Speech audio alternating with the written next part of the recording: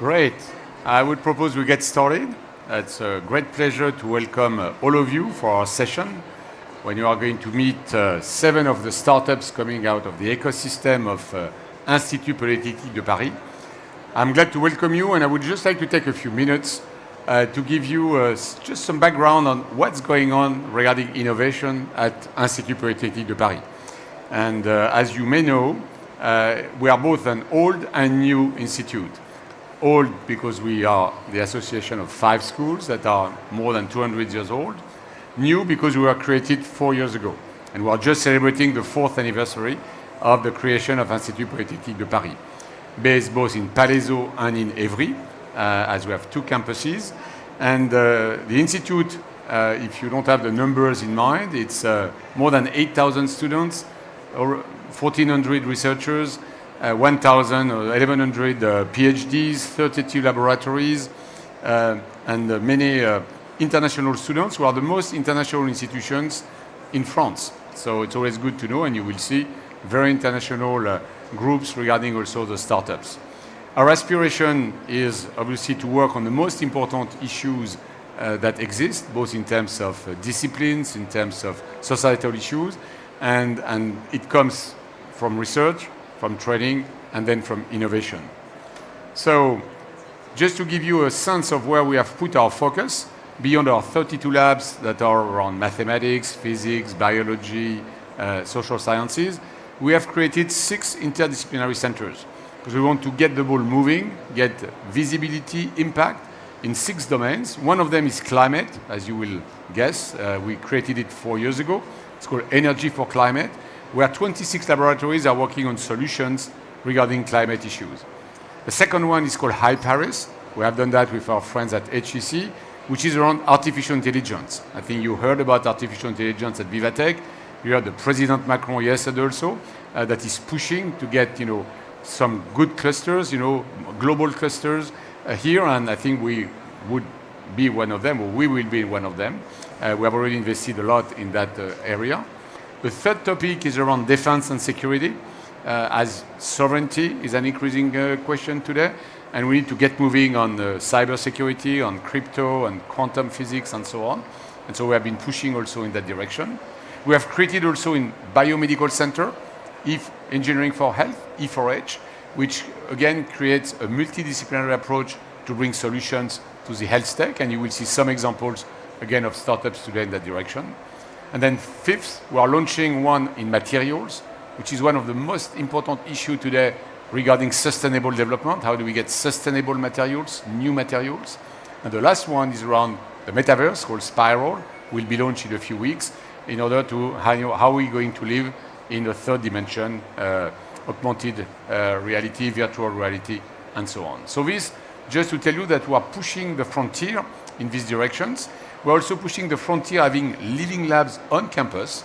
So these are not only groups of people working together on these topics, but as you see behind me, we have an observatory on climate data that is providing us, very accurate data. I can tell you that in Palaiseau, temperature has increased by 1.5% in 20 years. It's not only in the books, it's true also on the plateau in Saclay, 0.75 every 10 years. So how do we address that? We have also a few living labs on CO2 capture that is being built on the lake. It's one of the area of work, and we are going to experiment ourselves on the lake how to do that. And then we have many other living labs. But just to tell you that innovation is at the core of what we do. It's at the core of the research, at the core also of the training, and we have several incubators that are spread between Palaiseau, Paris, and Évry, IMT Starter in Évry, Telecom Incubator in Paris, and the Drix Innovation Center in Palaiseau. And with these incubators, we both obviously incubate startups, but also train students, because we believe that the entrepreneurial spirit, the innovation approach, is very important to understand while you are studying. It's not just one day you wake up with a great idea, it's also you have been in the flow of talking to others, talking to labs, and creating something. So incubators for training, new programs also of the XHEC Entrepreneur Program, which is one of the most famous programs on entrepreneurship, and many other coaching, masterclass around entrepreneurship. In the incubator, we have roughly 100 startups going through our 3 incubators a year. You may not know that, but it's, I think, one of the most important, force or power in France. 100 startups from the incubated, early stage, to some accelerated or trying to go in a higher stage of development. And you will see 7 of them in the next few minutes. Maybe one last element to characterize both the attention but also the impact. When you look at the unicorns in France, a third, basically, a small third or 30%, are coming from the ecosystem of Institut Polytechnique de Paris. It's the same for the next 40. And roughly you saw also 130 startups that are labelized French tech 2 days ago, and we have roughly 15 to 20% of them also coming from the incubator. So, having said that, I'm going to leave the stage now to 7 of the startups that you will see are in the areas I just mentioned to you, which are the areas we are working on along the 3 dimensions, always important in my mind to work both on research, training, and innovation. And we hopefully, you will see the dynamic, the outcome, the impact, and obviously we count on you to make sure these startups continue to develop and bring solutions to some of the most important societal issues that IP Paris is trying at least to bring its impact to solve them in the next decades. So thanks for being here, and I let the floor to, I think, the first startup that is going to be introduced. Thanks to all. Good afternoon. So as we have a strong link with a researcher, we are pleased to present you 7 top-level startups and Deeptech. So first of all, let me introduce you Jérôme Barbou from Fractal. Fractal proposed to reduce your electricity bill and your carbon footprint thanks to the Flexbox, and you will know more right now. Thanks, Solène, for the introduction. So I'm Jérôme Barbou, the CTO of Fractal Energy. We are incubated at Telecom Paris with great people. And at Fractal Energy, we developed the Flexbox. It's the first plug-and-play home storage system. This simple device connects to the wall socket. You connect it to the internet, and then it's able to charge and discharge regarding external signals, like the energy market prices or the proportion of fossil energy in the energy mix. Why is it important? It's important because we need to adapt the consumption of energy to the production of renewable energy. When conditions are windy, sunny, when clean energy is abundant. It's called the flexibility market, and the Flexbox operates within it. With the solution, we involve private individuals and retribute them for the flexibility they generate. So we are a team of 6 passionate engineers with different skills. Fabien, the co-founder, has an extended knowledge in the home management systems. We are engineers with data science skills, IoT skills. We have complementary skills, and our goal is to build a platform to aggregate those Flexbox along with building them. The Flexbox is made of like a battery, a communication layer, and inverter. And let's talk about the inverter. So we look for an inverter to convert the grid power AC to the DC power, and we looked everywhere for an inverter, and we found a paper from a researcher from Tours University, Jean-Charles Lebuntel, that describes an efficient method to convert energy in both ways. So after an extended search, we decided to integrate this technology into our product because it lost less energy during the conversion. It eliminates the needs. It eliminates the needs of noisy fans by dissipating less energy, and in a compact architecture. So thanks to Cevalo is research transfer facilitator from Région Centre-Val de Loire, we were able to secure the exploitation of this technology through a royalties contract. But this achievement comes with both advantages and challenges. The advantages is that having this kind of technology is vital for our company. It's a technology advantage, and investors know that. It helps us during the first round of fundraising. But on the other side, the research results and the final product can have a slight gaps. And it entitles costs for developing, prototyping the research results. So thanks to our first round of fundraising and the iLab grant, we are able to build this inverter, and the result of the research that we need, we found out that others have the same needs for a micro inverter that is efficient, and so we are thinking about commercializing this product as itself to leverage the cost of scale and to reduce costs. So in the end of 2003 and early 2004, I hope you will be able to see the first Flexbox installed in Netherlands, because the market is ready in Netherlands. They have a lot of congestion issue. They have a lot of renewable energy, but nothing to store it. So we will install it, and maybe next year at Vivatech with the first industrialized Flexbox that contains this bidirectional inverter. So thanks for listening.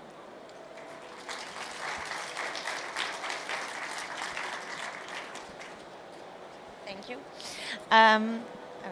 As we talk about decarbonization, let me introduce Amphitrite. Thanks to data and artificial intelligence, they can provide serious data about ocean, and in a way, with innovation solution, to choose the right decision at sea. Okay, thank you very much to invite me here to give this talk. I hope you can hear me in all this noisy place in this area. So I'm Alex Tegner, I'm the co-founder of Amphitrite. I'm also a professor at the Polytechnique, and with many colleagues, we developed this company. So Amphitrite, this is an old girl. This is the Greek goddess of the sea. But it is also a very young baby. This is our startup. And we are specialized in the data processing, the processing of satellites data. And we are addressing a challenge, which is the decarbonization of the shipping industry. So in the decarbonization in the shipping industry, you have different steps. You have the long term, very long term, is changing drastically the propulsion of the ships. So you see some ships that start to have sails or different modes of propulsion. But this is a very long term. It will take 20, 30 years. You have also another option is to change the fuel. But then the question will be, and is already the case, what will be the price? Because it's not only the shipping industry that will need green fuel or biofuels or half green fuels. And then you have a solution that you can apply right now, today. And it's a win-win solution. It's optimization. Optimization, it means that you save fuel, you save money, you don't have to invest a lot in CapEx, and you reduce also the emission of the greenhouse gases. And we are here at that stage, how we can save from 4, 5, 6% of the emissions just by doing something quite new. It's a concept of small-scale, short-term routing. You have in the routing option, you have the weather routing. The weather routing is to avoid the main storms, to avoid bad sea states. It's a very large-scale option. Here, we are suggesting to make a short-term on the oceanic currents. Oceanic currents are fine-scale structures that you can see on this map, and this is one example in the Mediterranean Sea. So this is one of the very first operational tests that we make thanks to the collaboration of one of our companies we are working with, Louis Dreyfus Armateur. And they The direct option, the direct route, you can see here, different colors, shows that when it's red, the currents slow down the speed of the boat. And when it's green, it accelerates the boats. And just by changing a little bit the road, just by few tenths of nautical mile, you can save, on that example, about 50 minutes per day on that case. And we quantify how much it corresponds. It corresponds to 4 to 9% of the fuel that is consumed by the boat. And for the annual gain, it's about, I would say, 40 to 80 tons of fuel. So today, every ton of fuel counts. And here we have a solution that can be applied right now without big capex on the main boats that are traveling and shipping through the seas. So who are we? We are a team, as said, of 3 researchers coming from the IP Paris and the École Polytechnique, Evangelos and Briac, and we have 3 PhDs, postdocs who join us in this adventure. Artemis normal joins Amphitrite, Hannah and Alissa, and we are part of the incubator of the École Polytechnique, the DAIX, but also other incubator on space and space founder. So we are making the link between space data and the ocean. And what is our technology? How we get that? We are not doing numerical modeling. We are really processing satellite data. And we are processing several layers of satellite data. I can show you here different examples. It can be chlorophyll, it can be sea surface temperature. And you can see on these satellite data that are at high resolution, a lot of small scales, a lot of patterns. These patterns are the signature of the currents. And from this data, we are able to retrieve all the currents at a fine scale and with a high reliability, because when you have two data that are concordant in time and space, it's highly reliable. And this is crucial when you want to do optimization, to have reliable data.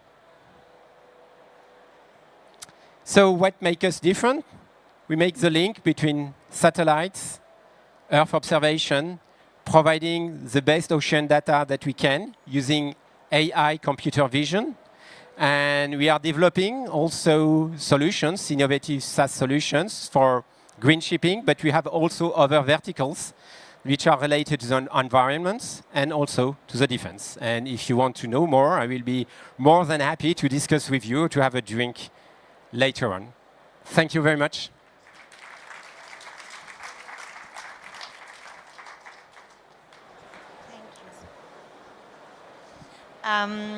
Sometimes innovative startups need big computing power.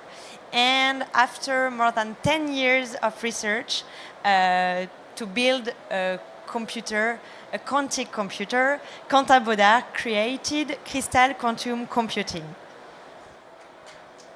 Merci Solène. Hello. Okay, at Crystal Quantum Computing, we realize a quantum computer. A quantum computer uses the principle of quantum physics to perform operations that a classical computer cannot do in a reasonable time. So what does look like our quantum computer? So you can see the different modules of the quantum computer here. So we do an ion trap quantum computer. So an ion is an atom to which an electron has been removed, and it is trapped inside a pole trap, which you can see in image 3. So you can see the golden blade, and then you have some rotating electric field that goes very fast, and that traps the ions that you can see in image 4. The whole ion and the ion trap are set inside an isolation system, and aside you have a laser system that creates the 7 frequencies we need from the UV to the infrared, and they go directly inside the isolation system, even through the windows or through optical fibers, to hit the atoms, the ions, individually or collectively. And then through that we can manipulate the strontium wave function. So this is what you see on the right, on the image 5. And so we go from a state that is a state 0 to the upper state, which is the Rydberg state. And the Rydberg state, so it's the top one. And our technology is based on the Rydberg interaction. So it means that if you take one of these ions and you bring it to the Rydberg state, the neighboring ion is not going, when you're going to ask it to go to the Rydberg state through these 2 photon transitions, it's not going to get up there because it's going to be blocked by the first one. And this way, you can untangle the whole chain, and entanglement is the basis of the quantum computer. So what's important in quantum computing is to understand that as soon as you add an ion to this entangled system, you add the degrees of freedom of this ion, and then you have a volume of information that grows very fast, much more faster than in any classical computer.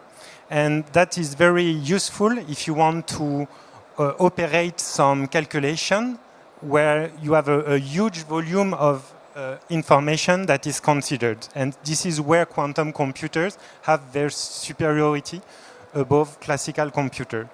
And so now, if you have the instrument, then you need a set of quantum algorithms that may correspond to each of the problems we want to address the quantum physics of our instrument. And so we're not going to develop that ourselves. You have a very good French company that does it. So there is a large different problems that can be solved by quantum computer, but among them I can focus a bit on medical application. So for example, you can have in quantum computer, they are able to detect some asymmetrical pattern into radiographic images. And contrary to artificial intelligence, that is only able to detect some symmetrical pattern. So there has been some proof of concept of papers that have been able to show that with the quantum computer you can detect cancer earlier than with a classical computer through the technique of quantum machine learning. Another possible application is related to biomolecules and pharmacology. So inside a biomolecule, you have a lot of atoms. So you always have quantum effects inside the biomolecule. So you need a quantum computer if you want to be able to simulate efficiently quantum effect of the biomolecule. So you can simulate that, and so you need this quantum computer. And sorry, I lost a bit what I wanted to say. And so the quantum bits. Sorry. And then, yeah, let's present the team, sorry. And the team is, so myself, I have a PhD in quantum gravity at the Paris Observatory of the CERT. Then I spent several years at European Space Agency. And then I worked on 2 quantum computers at University of Sussex and Stockholm University. There is another researcher at CNRS with me, which is my associate. His name is Luca Guidoni, in the lab Matériaux and Phénomènes Quantiques, and he's a specialist in trapped ion and laser physics. So what I wanted to say before, also I forgot to say that Luca Guidoni is specialist of atom trap, and myself, I'm specialist of dipole-dipole Rydberg interaction. So all together, we are like mastering all the technologies that are required for doing this quantum computer. Yeah. And what I wanted to say about the penicillin is that so you can perform this this calculation. And for example, if you want a penicillin, what I wanted to say is if you want to simulate this biomolecule, you need to do a simulation, and you need to simulate the whole interaction of the biomolecule with its environment. And this is what a quantum computer is able to do. So you can simulate that, and by doing this, you can remove all the test person that has to test the medication before using before sending the medication. Voilà. Okay, I thank you. Thank you. Thank you so much, Quentin, for your project. You should talk with him. So right now, let's talk about Sensome. With machine learning and microsensor, they transform intrusive medical device to healthcare and connected device. Thank you. Thank you. Thank you very much. It's a pleasure to be here. Thanks a lot. So my name is Franz. I'm the co-founder and CEO of Sensome. And to kind of understand what we're doing, I want to talk about Hervé, who can see here, who's having a good time with his friends, as we all like to have. And then very suddenly, during this time, he's having a stroke. Weakness of arm, drooping of the face. What basically happens is that a little blood clot is blocking the arteries of his brain. Luckily, his friends recognize what's happening, and he is immediately rushed to the hospital by an ambulance, where, just south of Paris, Kremlin-Bicêtre, they have access to the most modern technology used to treat these strokes, which is the use of so-called mechanical thrombectomy, in this case, a little stent device that you see here, that allows us to remove the clot mechanically from his brain. And in his case, what happens is that the physician that goes into the arteries, all the way into the head, removes the clot in just one pass. And just a few days later, he can go home. A few hours later, for John, the exact same chain of events happens. He's brought to the same hospital, treated by the same physician. But when the physician goes in and tries to capture the clot, this is what happens. He doesn't manage to grab the clot, so he has to go back in, try again, try a second, a third, a fourth time. Eventually, he gets the clot out. He too will leave the hospital a little bit later, and he will be dependent on help for the rest of his life. Now, so you might be wondering, what's the difference? It's the same thing that happened. How can it be that the outcome of these patients is so vastly different in these two situations? Well, the same way the physician couldn't know and you couldn't see it, which is, it was the biological composition of the clot that was blocking his artery. In Hervé's case, it was a very red blood cell rich clot, very red clot, and in the case of John, it was a more fibrin, whitish, rosé clot here.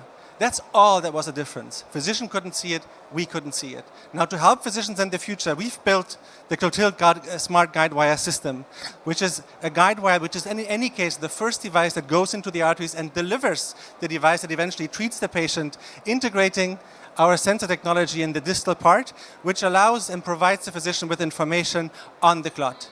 It integrates the smallest impedance sensor in the world. You can see here, just as a comparison on a little finger, what the size is of what we've developed, which is integrated into this device. Now, what we are using is impedance, and we combine impedance measurements with machine learning in order to provide this information to the physician. And just to give you an idea of how powerful impedance can be, you can see on the top in a model situation a red blood cell rich clot, and you can see here on the left the impedance signal much higher. And when you look downstairs, when you look on the lower slide, you can see a white clot, so what we saw with Hervé and John, right? And you can see that the signal is much different. So there's two pieces of information that we can provide to the physician. On the one hand, its composition, and on the other hand, also its length. Both pieces of information that the physician can't have today, and that would help him treat his patients better. Now, of course, we're not just in models. Since 2021, we've actually tested these devices in patients. And so here you can see these are one of the first in human cases. This is where we are since 2021. And as you can imagine, things didn't start there. We actually started in 2014, so a long trajectory, but we've built everything from scratch.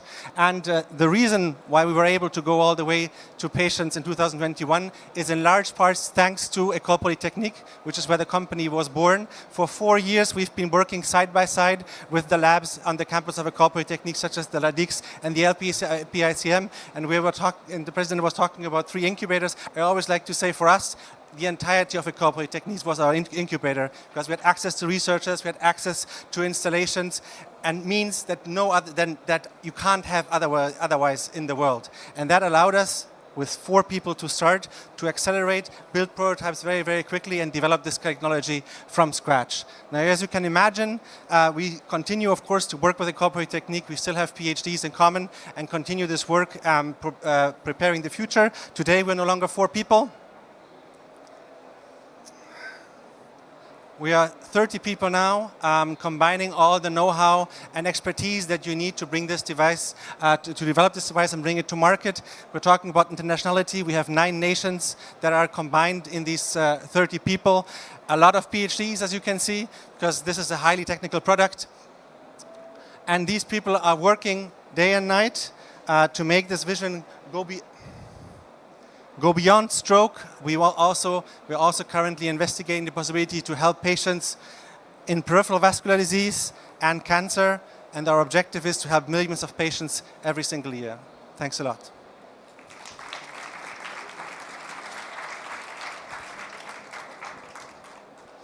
Thank you very much.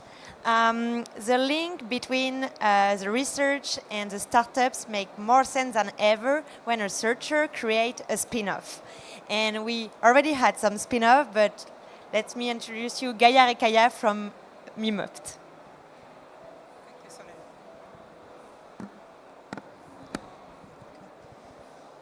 Hello, everybody. Thank you, Solène, for the introduction. Okay, I will make it closer.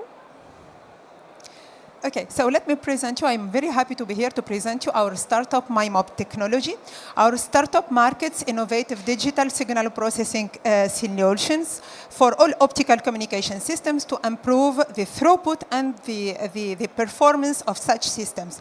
So we created this startup in 2021, 2 years ago exactly, and we were first hosted at the incubator of Telecom Paris, and we moved since last January to DryX. So this startup has been created by 3 persons, and this is all the team of Mimopt. So let me introduce myself. I am Gaia Rekaya. I am the CEO and the co-founder of Mimopt, but I am also professor at Telecom Paris, and I am happy to see some of my students here in the audience. And my expertise is digital communication. And I am working since more than 15 years now with another professor of Telecom Paris, who is Yves Jaouen, and he is expert in optical communication. And our third co-founder is our former PhD student, who is today the CTO of Mimopt. And Rami Claimi, he is also PhD, and he joined us 1 year ago. So at Mimopt, we are exploiting all the research work that we did at Telecom Paris. This is more than 15 years of research work, which is in frontier between optical communication and digital communication. And this is why we obtained the label JEU, which is Jeune Entreprise Universitaire. Okay, let me now give you more insight on what we are doing at Mimopt. So our expertise cover all the kind of optical communication systems, which could be over the fiber or in free space optical communication, satellite communication, or also underwater communication, optical, of course. So what we should know that 90% of the information that we are transferring over internet goes over the fiber. And unfortunately, and this infrastructure is really very important and essential for the wireless communication, 4G, 5G, and will be, of course, for the 6G. But unfortunately, what we should know that today, the fibers that are deployed today are reaching their maximum capacity. This is what we call the capacity crunch. And so we need solutions to support this infrastructure and to continue to have this high throughput that we want, all users that we want to have more throughput, very good performance, of course. And this is a big challenge, a big issue. And the question is how to cope with these issues. So what we are proposing at Mimopt, and this is the key technology of Mimopt, is the use of all the degrees of freedom that we can have on any transmission system. And this degrees of freedom could be different ones, like, for example, the two polarization of the light. It could be also the different wavelength. It could be the space. If we have, for example, multi-core fiber, so we have several cores, we can have also several transmitters and several receivers, and so we have parallel channels. And it could be also the spatial mode of the light, which is equivalent to the different paths that we can have for the light. So by using these degrees of freedom, we will enable to have parallel channels at the same time. And so by having this, we will allow to increase the throughput. The number of parallel channels will give the number of how much you will increase the throughput. We will double, multiply by 3, by 4. It depends on the number of channels we are using. And so by using Mimopt coding schemes, okay, by having these parallel channels, of course, we will have some crosstalk between these channels, parallel channels.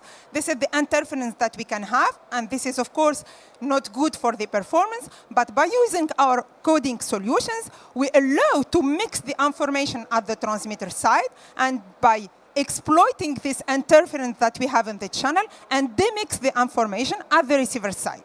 And this is how we have the throughput and the good performance. But we are also sensitive to the complexity, because communication systems today are very consuming in energy. And so this is why our solutions are low complex, because we want to ensure the throughput and the performance, but by having also low complexity solutions. So our coding solutions today are patented. I will try to go to the next. Are patented, and Mimopt today have more than 10 patent clusters. So what we are offering today to our clients are three kinds of services. The first one is the fundamental study. And the idea here is to evaluate the transmission system, any optical transmission system of the clients, to see what is the good throughput, what is the limitations, what is the reach that they can have, and of course to propose optical and digital solutions to go further.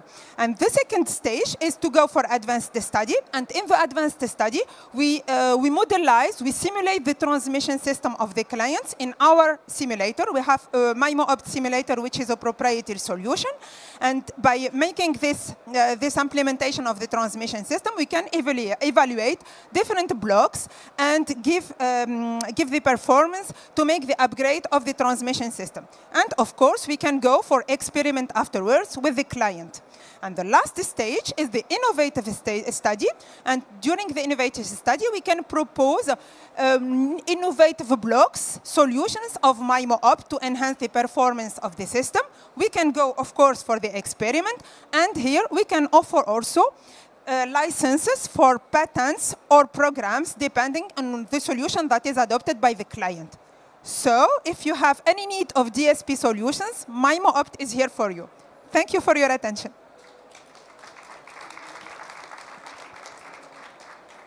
Thank you. Thank you very much. Let's take a little bit of hate with ShareMySpace. ShareMySpace work on the space supervision market to avoid the collision of satellites, spacecraft, or rocket.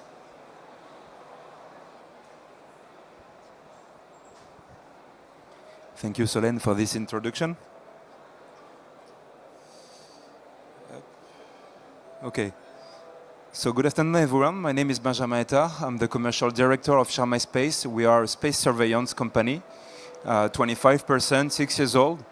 I wanted to show you this picture here because it really emphasizes how space surveillance is a topic that comes from the scientific environment, from astronomy, that has been progressively transferred to the surveillance of manned objects.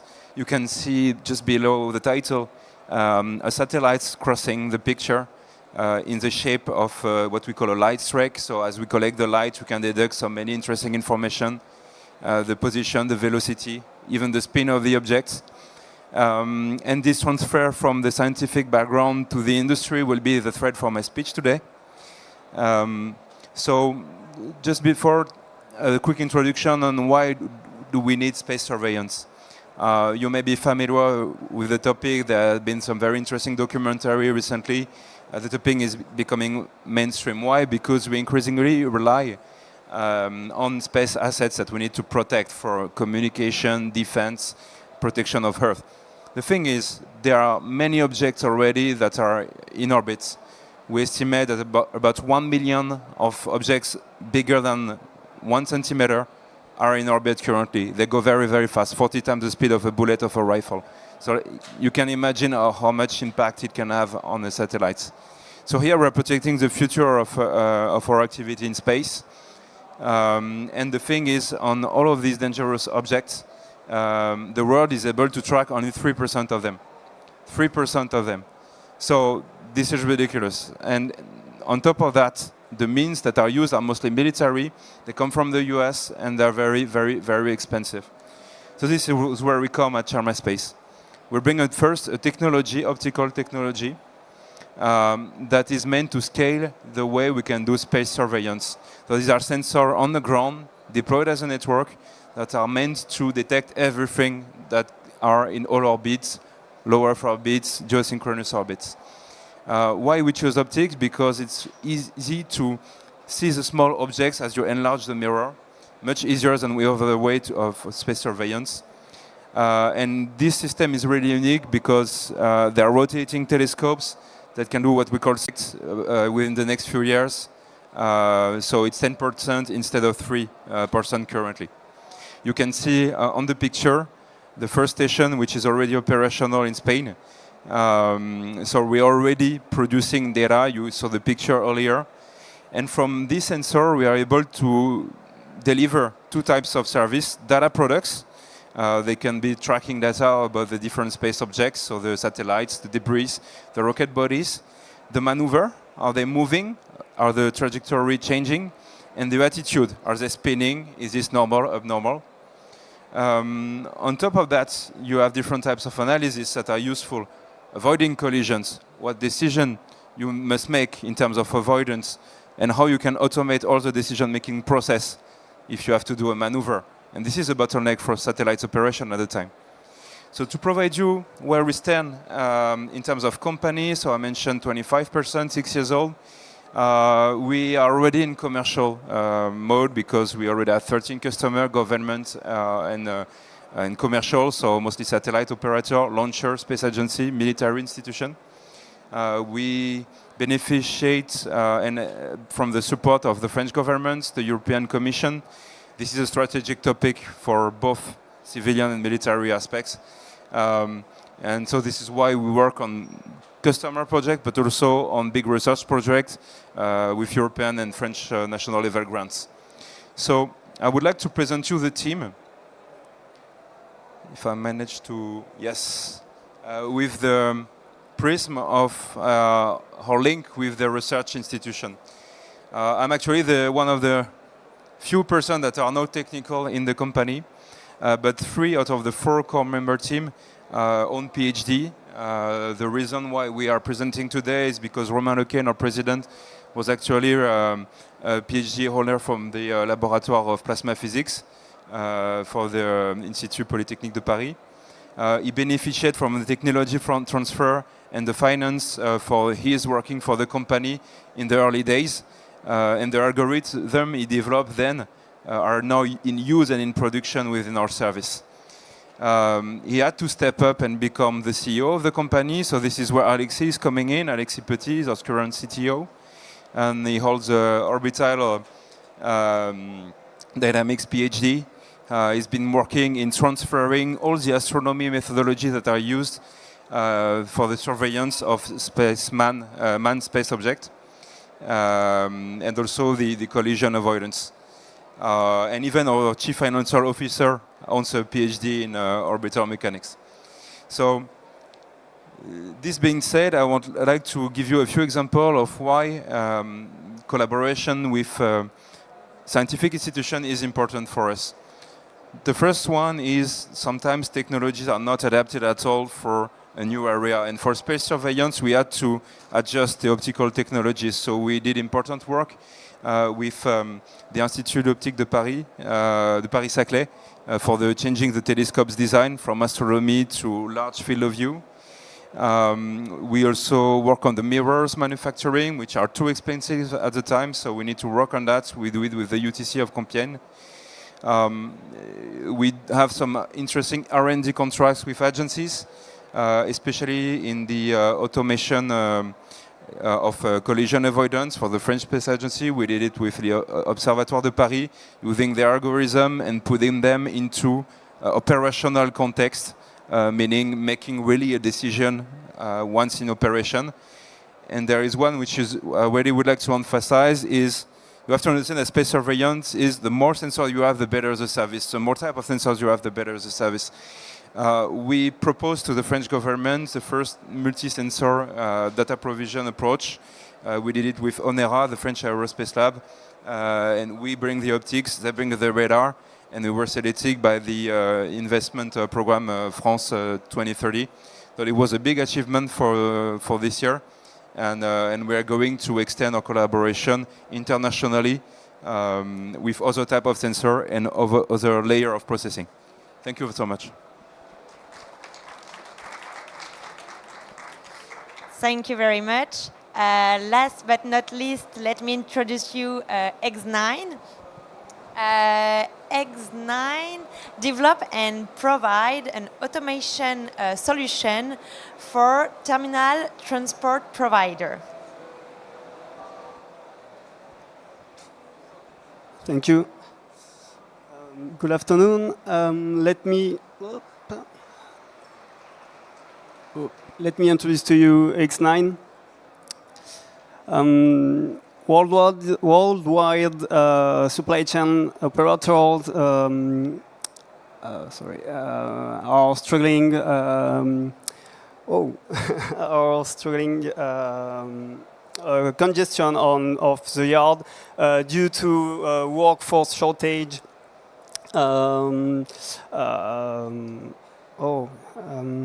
Workforce shortage. Workforce shortage and digitalization and for the planet, please consider that one logistics site using 10-yard diesel vehicle emits no less than 50 tons of CO2 per year. On the left, you have how it works with a manually driven diesel yard tractor, and on the right, the future, how it works with our terminal transport solution. Instead of having human dedicated for go up and down for manage the shunting with risk of accident, you will have some independent, cost-effective, and eco-friendly tow robot handling to maneuver semi-trailer. And equipped with our with our system, autonomous driving system, specifically designed, developed, and tested for dense logistics environment with rear maneuver, specific detection, and with safe path planning. X9 is a fantastic team of experts in autonomous driving. Business and industrial ecosystem, logistics and provider deployment. I'm Enzo, the CTO, and with Xenia, we worked together since on the autonomous mobility project since 2014, and we launched X9 in the early of 2021.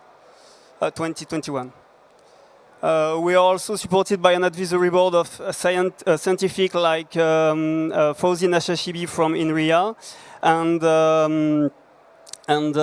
business representative as like Walter Bessie from DHL.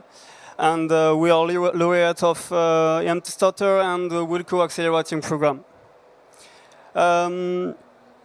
As you understand, we worked on the autonomous driving technology, and as you know, it's a very complex technology, and that's the reasons why we have to work with laboratory of research laboratories. to clearly understand the state of art, push the limit, and provide for providing the best product to our customer. In our system, we have a control tower and we have a ground vehicle, and a lot of information is continuously sent by the control tower to the yard tractor, automated yard tractor. And today the vehicle has the capability to be teledriving. And we are strong from the point of view of functional safety requirement. But in front of the problematic of the cybersecurity, like man in the middle, we have to add guidelines. We work with Telecom Sud Paris on this topic of cybersecurity.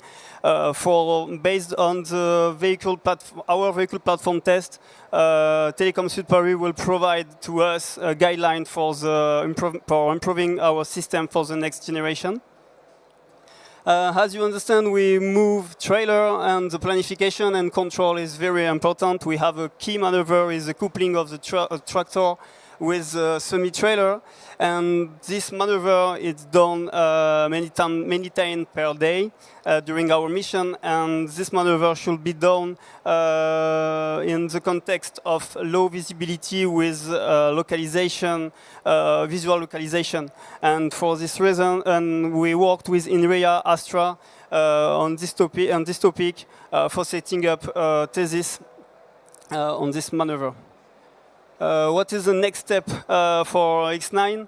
As I said, we launched this year a thesis with INRIA Astra and Fawzi Nashashibi on the planning and control for rear coupling maneuver. And to do the link between the research and the development, we will test for the first time in the operational condition our system in the DHL terminal site in Mitrimori. In October of this year, and it's a big important milestone for us. Sorry for the start, and if you have any question, do not hesitate after. Thank you for your attention.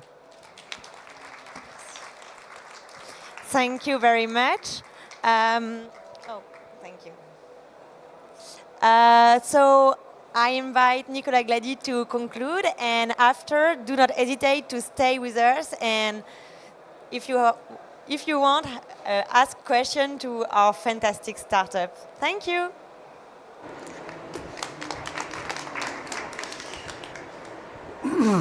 So, thank you very much for attending for this afternoon the presentation for startups, the startups for incubator. We are very proud to present those startups. I'd like to give you a very brief overview of what Institut Polytechnique de Paris does on this very important topic for us, that is entrepreneurship and innovation in general. So maybe decrease a bit the volume of the music. I'm not a DJ, so yeah, easier. Former professor, so used to speak without the music usually. The objective of our institute is certainly to support deep tech projects, and the deep tech positioning is very important for us, as you have seen. And there is this transfer from our labs, from the research, to our incubators and the ecosystem of innovation in general. This is also very important, as you may have heard, for our supervisory bodies, so what we call in French the tutelle, the ministries, because you know that Institut Polytechnique de Paris is actually a public service in France. And so we are totally aligned with the policy of the government in this matter, as you've heard on the different topics that we've presented today. Also aligned with France 2030, which is a very important investment project within France. So to give you a brief overview, as you may have seen, we have 3 incubators, one in Évry, one in Palaiseau, the incubator of Polytechnique, and one incubator in Paris, the incubator of Telecom Paris. And so some key figures of the production of those incubators, I think, and also the network of alumni we have, which is very interesting. The most emblematic key performance indicator is the fact that 8 unicorns have been launched by former alumni of the schools or the incubators. and 30% of the next 40 scale-up are funded by the IP Paris alumni.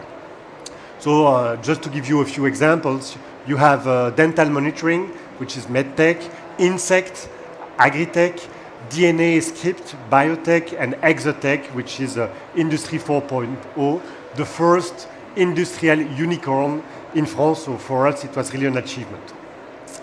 And we also have 4 startups in the first cohort of the French Tech Green 20 that has been announced. And finally, 8 winners in the 24th iLab Innovation Contest in 2022. So with the presentations we've made, you've seen that we have a very broad perspective on deep technological startups and also diversity in terms of projects. Green tech with Fractal, and just to give you a few examples, but quite emblematic. Obviously the quantum with Crystal Quantum, space, new space with Amphitrite, and health, IoT, and the likes. So we really cover a very broad range of different topics and scientific topics. And obviously the strengths and the assets we have is this interconnection between our students, our alumni, our incubators, and our labs, and this makes IP Paris one of the best, if not the best, academic institution in France to support and help you developing your entrepreneurial project. And I'd like to give the example of Mimopt. Obviously, Gaia is here because I think it's quite a very good example of what you can achieve within IP Paris ecosystem, because Gaia is a professor at Telecom Paris, and she's teaching and doing research, and she's also producing patents. And then she decided to launch her startup, which was first incubated at Telecom Paris in Paris. And now she's in Palaiseau, in the DRAX, so the incubator of École Polytechnique. And so you see that there is really a progression from the lab to the incubator, and we hope soon financial success, a lot of money. I hope that you will remain a professor, because I know that professors at Telecom Paris, they don't do that for the money, so I suppose that she will remain within our walls, and I think it's important. So the point is that we really have the tools, the different facilities to support your projects and to help you succeed in your endeavor. And so finally, I'd like to also give you some perspective on the future.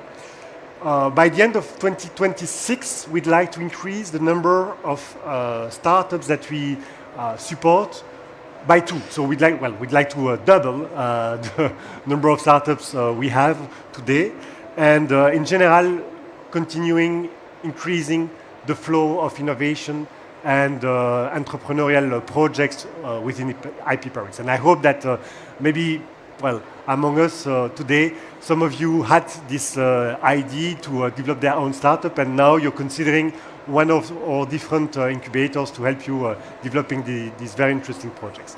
So thank you again for your attention.